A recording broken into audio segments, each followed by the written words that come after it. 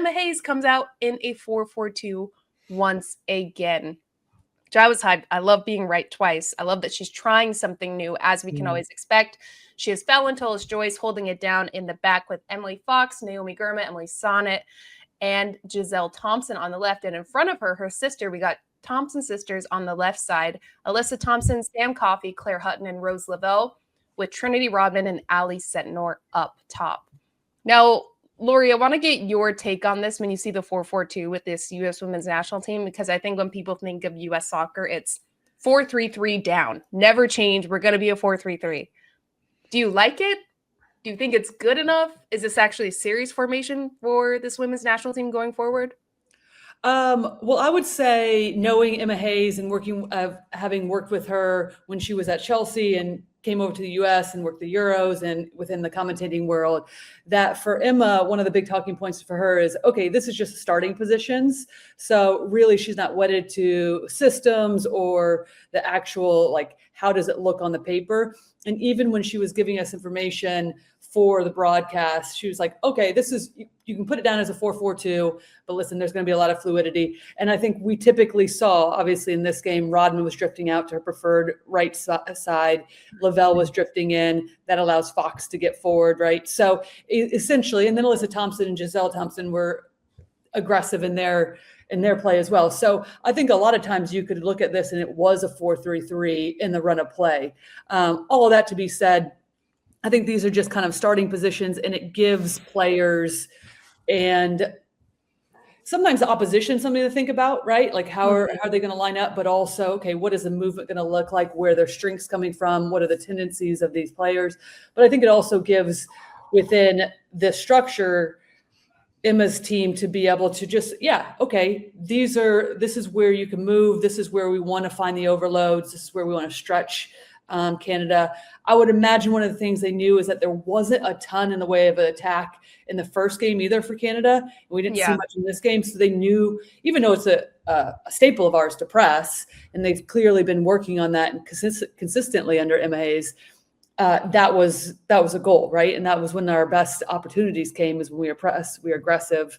But yeah, I think this is something that we've seen regardless of these tendencies. And I mentioned Fox before. She likes to get forward. She's going to attack out of that right back position. And if Rodman pinches in or doesn't, still allows her to get forward. Mm-hmm. I think the only thing I would add to that's because I agree with what you were saying, and I totally resonates with Emma Hayes and the way she works and starting positions. I kind of love that. I would have loved that as a player. But when you're a 4 in midfield, or 2, I should say, with Coffey and Hunt, I think it was difficult for them always to be up against 3 from Canada's midfield. I felt like in the first half, I was thinking, right, Alyssa Thompson's not quiet, but just starting a little bit deeper. But it's because either side had to over cover in those wide areas because Coffey and Hutton were always 3v2. That's always the difficulty from playing 4-4-2. If you're overloaded in the midfield, you're always having to drag someone back, and it's who do you do? Sentnor coming central, or Lavelle a little bit more narrower. Someone always had to be narrower, and that for me took a little bit away from Alyssa Thompson going forward. But how aggressive they were in the press was absolutely phenomenal for me. That was the one thing that stood out from the structure. They just had great starting positions, like what you were saying, Lori, to then press was just aggressive every single time. Yeah, I completely agree. I think they were aggressive in their press, but I wanted more from Canada because there were still so many vulnerabilities from the US. I mean, Canada had opportunities early in each half as well, but don't have the X factor putting them away of being lethal. I think Julie Foudy said on the broadcast, she's waiting for, you're never worried that someone's going to kind of put the team on their back and score. Like, you expected the US to recover and make something happen. And I will say, U.S. defense looked strong. The second phase recovery, when something broke down, whether it's Giselle Thompson, Emily Sonnet would stand out. Emily Fox made some really great, important recoveries. Like, the amount of times that shut down Canada's chances was good. And I actually love this back line. What did we think of Giselle Thompson on the left side between the 2 Thompson sisters over there?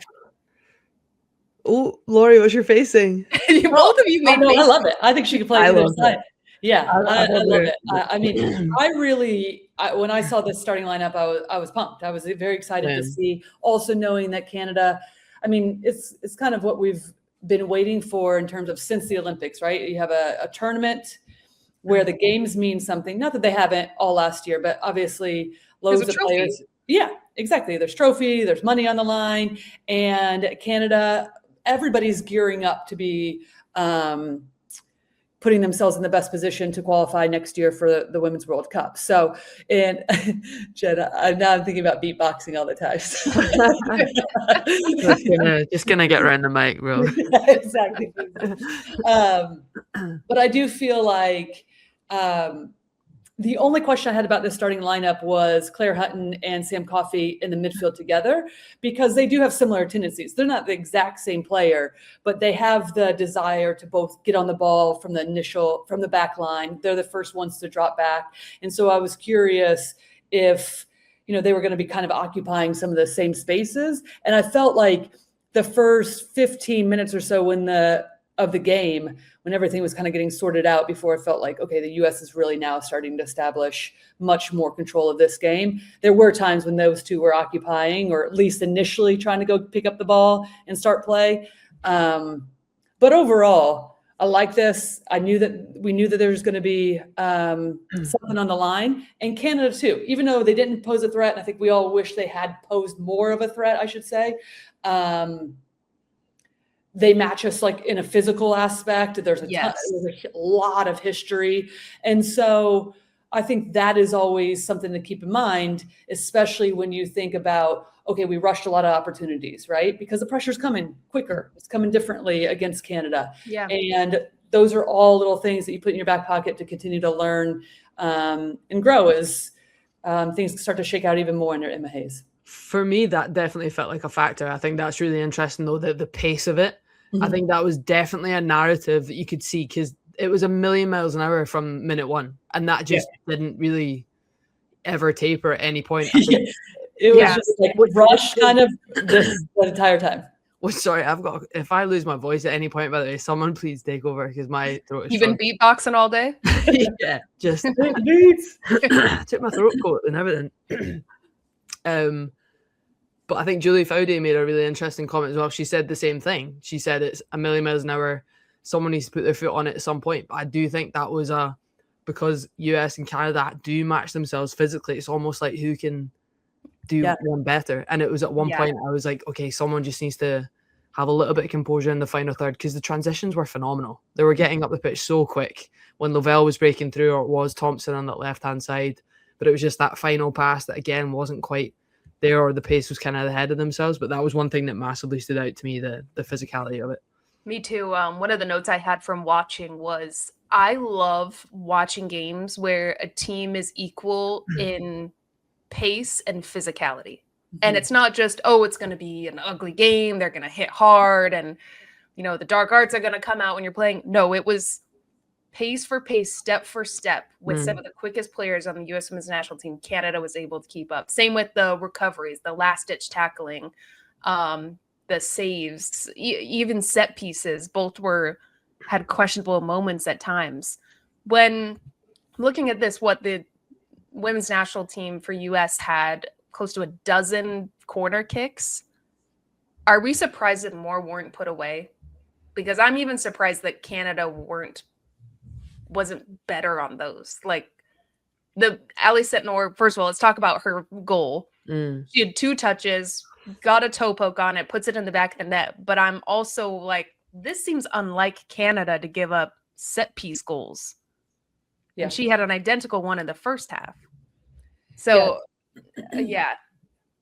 I think anytime, and Jen, you can speak to this too, but I think sometimes when you're zone marking to an extreme like they were, it takes the onus off the individual. And I felt like, okay, there was one time prior where Sentnor was able to take a great first touch right in the middle of the box and wasn't able to put it away. And then also on the goal, right? And now that one was a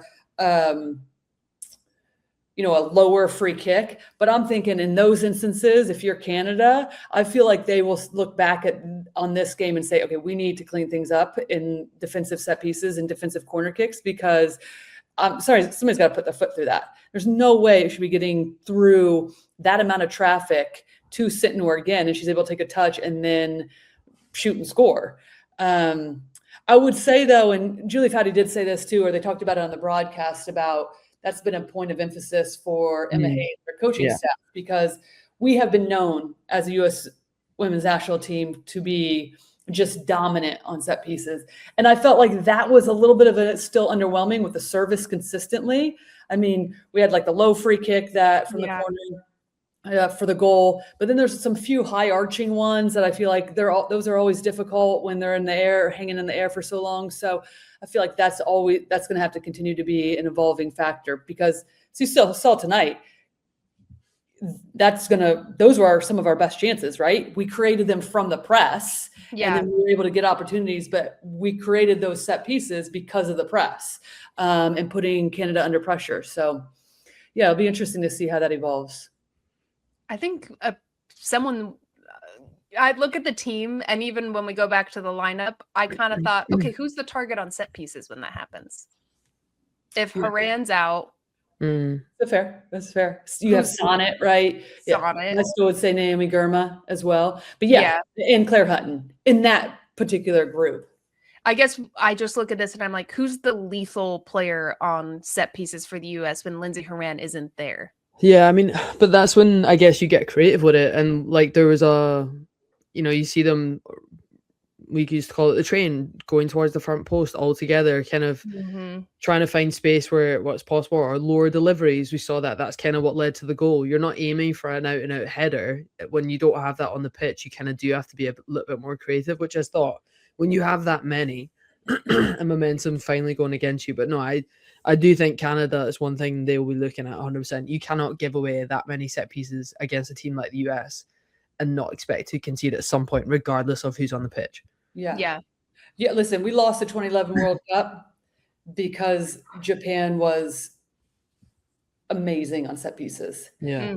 And it started with the delivery.